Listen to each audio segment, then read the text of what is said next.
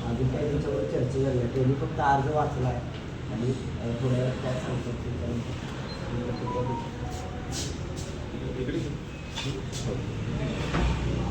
इथं बाहेर आहे ठीक आहे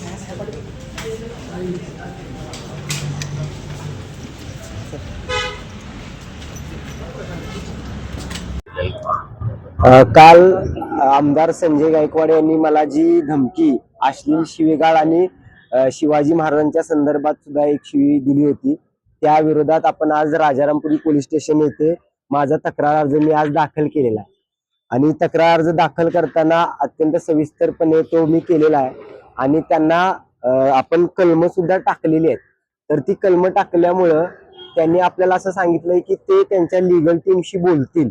अर्ज त्यांनी जमा करून घेतलेला आहे, रिसिव्ड दिलेले आहे, पण कलम जे आहेत ती ह्या 2 दिवसामध्ये किंवा आतापासूनच त्यांनी काम सुरू केलेलं आहे आणि 2 दिवसामध्ये ते मला वाटतं सांगतील आपल्याला की म्हणजे लीगल ओपिनियन घेऊन कोणती कलम आम्ही त्यांच्यावर टाकणार आणि कोणती नाही. त्यामुळे आपल्याला उद्यापर्यंत मला वाटतं स्पष्ट होईल. आपण भारतीय न्याय संहितेचं कलम 351 व 351(3), कलम 352, कलम 356, कलम 192 व मानवी हक्क संरक्षण कायदा तसेच इतर कलमानुसार गुन्हा नोंदवावा अशी मागणी केलेली आहे. आता उद्यापर्यंत हे स्पष्ट होईल ते किती कलम हे करतात.